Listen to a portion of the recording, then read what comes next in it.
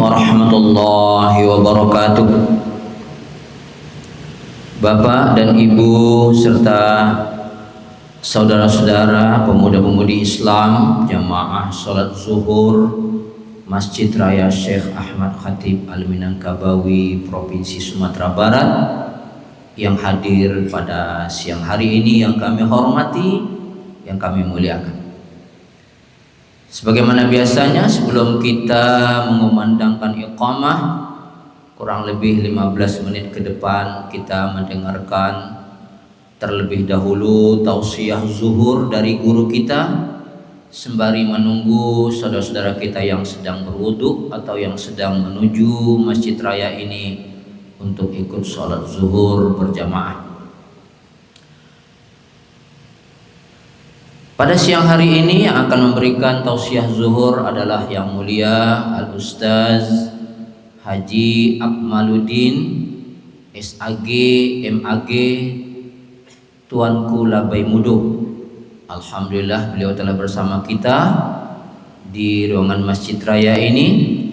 Beliau adalah pimpinan pondok pesantren MTI Lubuk Begalung, Kota Padang.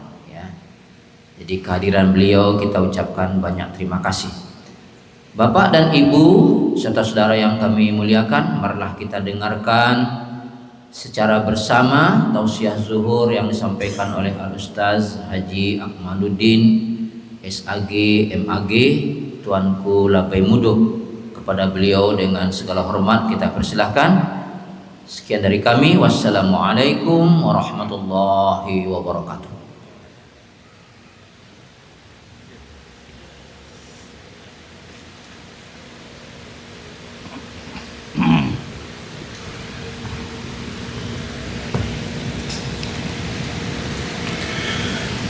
Bismillahirrahmanirrahim. Assalamualaikum warahmatullahi wabarakatuh. Alhamdulillahi rabbil alamin, wa bihi nasta'inu ala umuri dunya waddin. Wassalatu wassalamu ala sayyidina Muhammadin wa ala alihi wa sahbihi ajma'in, amma ba'd. Ayyuhal jamaah ma'asyiral hadirin wal hadirat rahimakumullah. Mari terus kita mensyukuri nikmat Allah, karena sesungguhnya yang berhak untuk kita syukuri nikmatnya itu nomor wahidnya adalah Allah. Alhamdulillah wa syukru lillah. Huruf lam yang ada pada lafaz lillah itu adalah litamlik. Cuman sebahagian saudara-saudara kita belum bisa menggali lebih dalam bahwa yang sesungguhnya, hakikatnya, apapun yang kita rasakan nikmat Allah, seperti apapun alur perjalanannya, semuanya itu adalah dari Allah Subhanahu wa ta'ala. Salah satu upaya kita mensyukuri nikmatnya adalah dengan selalu meningkatkan kualitas dan kuantitas setiap ibadah yang kita lakukan. Berusaha semaksimal mungkin bertanya kepada orang yang tahu. Berusaha agar setiap ibadah yang kita lakukan tidak sia-sia, tidak hanya ikut-ikutan, tidak hanya sekedar betulnya kebetulan, tapi memang betul-betul begitu. Berselawat untuk Habibina wa Syafi'ina wa Maulana Muhammadin sallallahu alaihi wasallam. Bapak Ibu Saudara jemaah zuhur rahimakumullah, kita menyadari bahwa kecintaan kita kepada baginda Rasul Sallallahu Alaihi Wasallam sulit kita rasakan, susah untuk mewujudkan, menghadirkan cinta, mahabbah, mawaddah kepada beliau. Salah satu penyebabnya tentu jarak waktu kita dengan beliau, jarak tempat tinggal, nasab, dan lain sebagainya. Tetapi yang paling dahsyat itu adalah jarangnya kita membaca maulidar Rasul, jarangnya kita menyebut sifat-sifat beliau, sirah-sirah nabawiyah, membaca kitab-kitab maulud, memahami apa yang dialami oleh beliau, keluarga beliau sejak usia sebelum lahir sampai setelah meninggal. Nah, ketika kita rutin membaca itu, insya Allah rasa cinta dan kasih kita kepada beliau akan melebihi kecintaan dan sayang kita kepada kedua orang tua kita. Jamaah zuhur rahimakumullah, untuk tausiah zuhur kita pada kali ini, balik akan mengajak kita bersama untuk mengingat-ingat dalam keseharian kita sebagai umat yang beragama Islam. Banyak sekali aturan-aturan kita, kelompok-kelompok daripada aturan itu yang kalau kita lihat semakin hari semakin sedikit orang yang memahaminya. Yuqbadul ilmu, itu salah satu ciri-ciri yang diprediksi Rasulullah. Nah, diantaranya adalah persoalan munakahat. Di dalam munakahat itu ada namanya talak. Ketahuilah Bapak Ibu Saudara kaum muslimin, talak itu bukanlah peraturan pemerintah, bukan aturan di negara kita, tetapi ada di dalam hududullah wa hududur Rasul. Hudud-hududnya Allah, ketentuan-ketentuan yang ditetapkan Allah dalam Al-Quran dan ditafsirkan dalam hadis-hadis Rasulullah, yaitunya dalam hududur Rasul. Maka tidak ada alasan bagi seorang muslim ataupun muslimah untuk tidak mengetahuinya. Yajibu ala kulli muslim wa muslimah ayyata'allamuha. Ada suatu perceraian yang tidak disadari oleh seseorang. Jadi ada talak yang tidak disadari. Ini berbeda dengan talak orang yang tidak sadar, jangan disamakan. Ketika digali lebih mendalam, ada sebuah rumah tangga yang mendapatkan anak keturunan, atau rumah tangganya itu boleh dikatakan kuranglah mendapatkan mawaddah warahmah, kuranglah samawa kata orang sekarang. Sudah kemana-mana dia mencari penyebab, sudah dicari penyebabnya, faktor yang dimakan dan yang diminum, rasanya lain halal-halal saja. Sudah dicari faktor lingkungan, rasanya tidak begitu banyak mempengaruhi.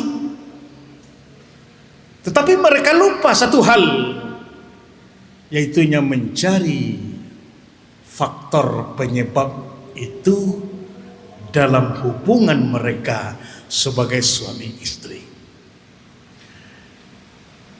Ketika itu terjadi, tanpa mereka sadari, mereka sudah melampaui batas yang ditetapkan Allah atau hududullah, lalu mereka tidak menyadari, tetapi mereka tetap menyatu, tetap bersatu, bergaul dan sebagainya, maka Allah akan memberikan akibatnya.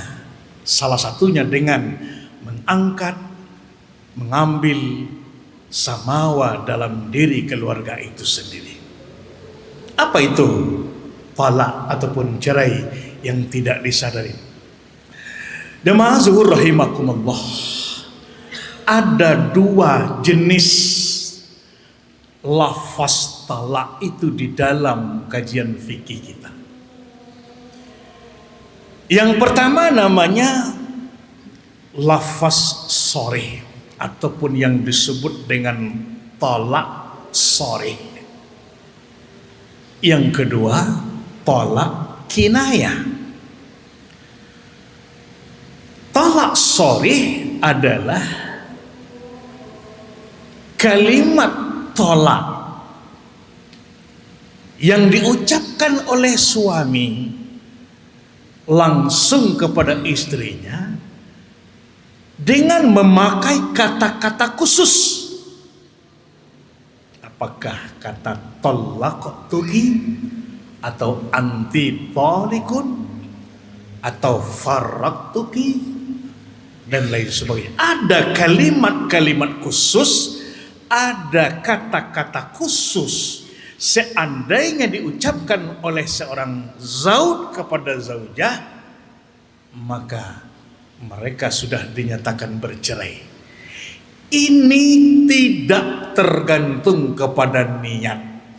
Nah, ini persoalannya. Sehingga nanti perbedaan antara sorih dengan kinayah itu ada pada niat. Jadi diniatkan atau tidak diniatkan oleh seorang suami ketika dia mengucapkan kata-kata itu kepada istrinya, maka di sisi Allah dalam agama kita mereka itu sudah sah bercerai. Silakan Bapak Ibu Saudara pelajari tentang keberadaan saksi waktu bercerai. Samakah wajibnya kehadiran saksi untuk akad nikah dengan waktu bercerai? Silakan pelajari. Itu satu. Yang kedua namanya talak kinayah. Kalimat yang diucapkan suami kepada istri yang bukan kalimat talak, yang bukan kalimat cerai, tetapi kalimat itu tergantung kepada niat. Suami istri bertengkar di rumah kontrakan. Tak campak pariu melayang kuali. Terus terucaplah kata-kata yang tidak beres. Diusir. Disuruh istrinya pulang. Dia hanya mengusir. Dia hanya menyuruh istrinya pulang kampung atau kembali kepada orang tua. Itu bukanlah kalimat talak, itu bukan kalimat cerai. Tetapi ketika suami berniat di dalam hatinya ketika ucapan itu keluar, maka itu namanya talak kinayah. Siapa yang tahu? Yang tahu hanya suami. Ini namanya talak yang tidak disadari, bahkan tidak diketahui oleh istri bahwa tolak suaminya sudah jatuh. Itu satu. Ada lagi kebalikan itu. Talak itu sudah terjatuh, tetapi suami tidak tahu. Kalau yang tadi istri tidak tahu, talak kinayah. Apa itu? Kok bisa talak tidak tahu suami bahwa talaknya sudah terjatuh? Inilah yang disebut dengan taklik talak. Allaqa yu'alliku ta'liqan. Talak yang tersangkut kepada sesuatu. Sesuatu yang diucapkan oleh suami. Ketika bapak-bapak, saudara-saudara yang baru saja melakukan beberapa pernikahan beberapa tahun atau beberapa bulan yang lalu itu masih ingat kata-kata itu. Itu bentuk-bentuk kata yang disusun dalam Kementerian Agama kita. Kalau dalam hadis Rasulullah atau dalam gambaran-gambaran ulama fiqh ya, itu sederhana saja. Bahkan ada yang mengatakan in dakhaltid dar fa anti talikun.